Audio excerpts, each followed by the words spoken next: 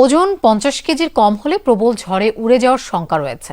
তাই দুর্যোগপূর্ণ আবহাওয়ায় আন্ডারওয়েটদের ঘরে থাকার পরামর্শ দিয়েছে প্রশাসন। চীনের উত্তরাঞ্চলের বাসিন্দাদের দেয়া হয়েছে এমন নির্দেশনা। স্থানীয় সময়ে গত শুক্রবার রাত থেকেই তীব্র ঝড় ও বৃষ্টিপাতের কবলে রাজধানী বেইজিং সহ বেশ কয়েকটি এলাকা। কোথাও কোথাও বাতাসের বেগ এতই বেশি ছিল যে উপড়ে পড়েছে শত শত গাছপালা, উল্টে গেছে যানবাহন। দুর্গত এলাকাগুলোয় জারি করা হয়েছে সতর্কতা। প্রাণ সসের মাখামাখি টেস্ট নুডলসকে করে তোলে আরো ইয়ামি আরো জোস। প্রাণ সসের পাতলা গড়নের মানুষদের অনেকে ঠাট্টা করে বলে ও তো ঝড় হলেই উড়ে যাবে, কিন্তু এবার সে ঠাট্টাকে বাস্তবে আমলে নিতে হলো চীনকে।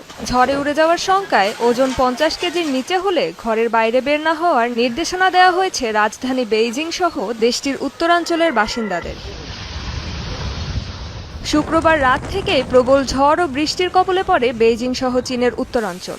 কোনো কোনো পাহাড়ি এলাকায় বাতাসের গতি পৌঁছায় প্রতি সেকেন্ডে সর্বোচ্চ 46 মিটার পর্যন্ত। উপড়ে গেছে 8 শতাধিক গাছ। স্থানীয় সময় শনিবার সকাল পর্যন্ত বাতিল করা হয়েছে বেইজিংয়ের দুটি প্রধান বিমানবন্দরের 838টি ফ্লাইট। এতে ভোগান্তিতে পড়েছেন কয়েক হাজার যাত্রী। শহরটিতে ঘন্টায় সর্বোচ্চ 93 মাইল গতিতে প্রবাহিত হয়েছে ঝড়ো হাওয়া, যা ছাড়িয়ে গেছে গত অর্ধ শতাব্দীর রেকর্ড। দুর্যোগপূর্ণ আবহাওয়ায় বন্ধ করে দেওয়া হয় অনেক দর্শনীয় স্থান ও ব্যবসা প্রতিষ্ঠান। সাময়িকভাবে বন্ধ রাখা হয় শিক্ষা প্রতিষ্ঠানও। রাস্তায় রাস্তায় পড়ে থাকতে দেখা যায় মোটর বাইক ও সাইকেল। প্রবল বাতাসের তোড়ে উড়ে যেতে দেখা যায় রাস্তায় থাকা বহু কিছু। সতর্কবার্তাকে সত্য প্রমাণিত করে রাস্তায় দাঁড়িয়ে থাকা মানুষেরা হয় উড়ে যাওয়ার উপক্রম। অনেক জায়গায় হয়েছে তুষারপাত ও শিলাবৃষ্টিও। তীব্র ঠান্ডায় বিপর্যস্ত হয়ে পড়ে জনজীবন। গত এক দশকে প্রথমবারের মতো অরেঞ্জ অ্যালার্ট জারি করেছে বেইজিং।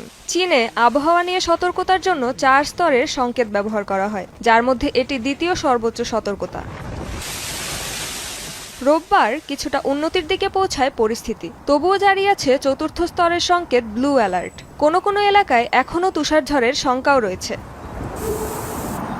রেজমানা সাইমা, যমুনা নিউজ।